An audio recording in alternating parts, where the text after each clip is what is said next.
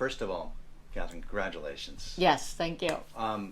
What an amazing time for you in your career and in your personal life and Yeah. everything. What does this feel like, this It moment? feels really nice. It honestly, it just feels really nice. I think to get nominated for something like this, as late in life as I am, you really already know who you are. You know it's not really going to change anything, and the only thing there is to do is enjoy it. That's great. Yeah. What do you think it is about this show that resonated so much with fans and with critics? I think the show is really compassionate. I think that it also it shows really competent people being competent and caring. And I think the world's missing a little bit of that right now. I agree. Well said. Where were you at the end of we're not sure what was going to happen with you. No. You were going to walk out, clean No. your desk, and go. Yes. Well, so what's happening season 2? I think she just couldn't stay home. So we'll see Dana back. She's a little bit distanced at first, and then we'll have a journey. Why is she distanced?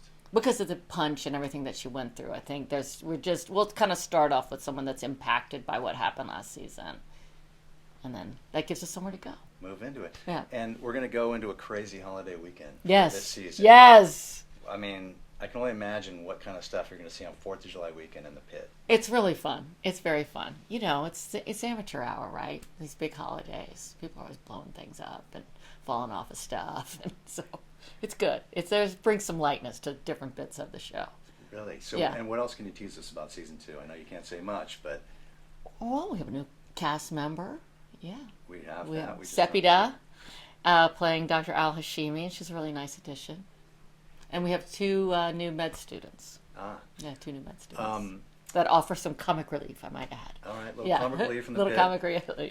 And Noah's character, Robbie, he's gone through his own journey. Yes. And he has had his own troubles, and Yes. we're not sure how he's going to come out of that in season 2. But No. where do we see him? What's going to happen? I can't tell you what's going to happen. I can't tell you what's going to happen with him. But where is he at the end, and where do you think, he could possibly go, or what? Anything you I can actually tell us? don't know where he's going. I know where they say he's going, but I don't know if he's going to go there. Yeah, I don't know where he's going. I really don't. I have no idea what his journey is this year. Yeah. You don't really get it until the end.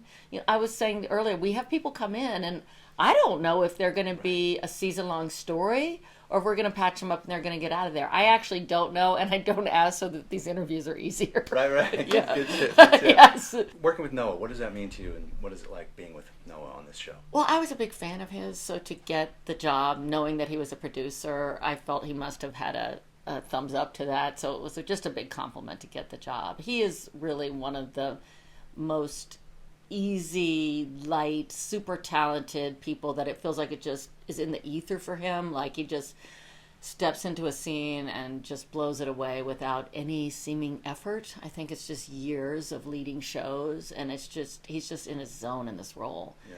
And it's a joy, and it makes me better. He's always alive. You can't tell a lie with him. You have to be right in the moment with him. So I think it makes me better. That's great. And again, I asked you this last time, but this moment and getting this role, your personal journey with your own health crisis, and then finding out, can you walk me through that again? Because it's an amazing story and an inspirational story, I think, for people. Yeah, I had cancer, and I just finished my treatment about a year before I got the job, and then I had some kind of scary complications and other things happen and weird symptoms. So I was in and out of the hospital, particularly the ER, for about 6 months before I got the job, and I was having a really hard time getting work. COVID was very hard, I think, on a lot of us journeyman actors because we couldn't go in the room anymore. And if you weren't a big name, you kind of went back to the beginning. And so to then end up getting this job where all of the experience of having cancer really came into it. It felt like, you always hear you're not getting something for a reason, or this isn't working out for a reason. And then the reason to be that I get to play this role were particularly my journey with nurses. There was a nurse in triage at Piedmont in Atlanta when I was having my very worst day. I had already gone through all the cancer treatment like a champ, and then it felt like my disease was a zombie and I wasn't going to get any better and it was just going to keep going, and I had a breakdown. And she just took me in her arms and said, listen to me, the first 6 months after cancer are really bumpy, my sister-in-law just went through this. You're going to be okay. Do you need an Ativan? But that moment, I believed her, and it changed me, and it really made me see the power of that interpersonal reaction, that personal touch, the care, the time. She didn't tell me to buck up. She's like, I get it, and I see you, and it's not going to stay like this. And it mattered, and I brought all of that into Dana.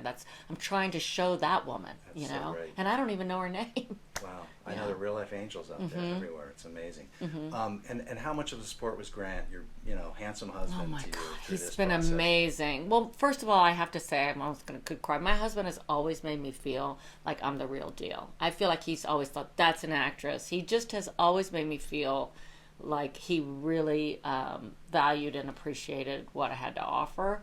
And he has been an incredible support. He helps me with my lines. He helps me with my kid. I mean, this is half his. That's for amazing. sure. That's great. Yeah, this honor is half his. And this honor, Emmy and I, do you know what you're wearing yet? Yes, I do. I don't want to say the designer, but I was very surprised that someone offered to make something for me. And so it'll be couture and one of a kind and like a little Cinderella moment. It's ridiculous. This is stupid. It's awesome. It's so ridiculous. It's so it just keeps getting better. I'm like, I'm going to explode. That's so awesome. Yeah. And stupid question, but who's your date going to be? Grant Show. Grant Show. Well, congrats again. I love your story. Thank you. And you look beautiful and healthy now. How do you feel now? I feel great. I go for all my checks. Get your mammograms. You never know. I felt healthy when I found out I was sick. So that's the scary part. Yeah. Cancer really can just creep in there without you knowing. Yeah, you look better than ever. Bounce Thank you. Thank you. Thank you so much. Okay. Well done. Thanks.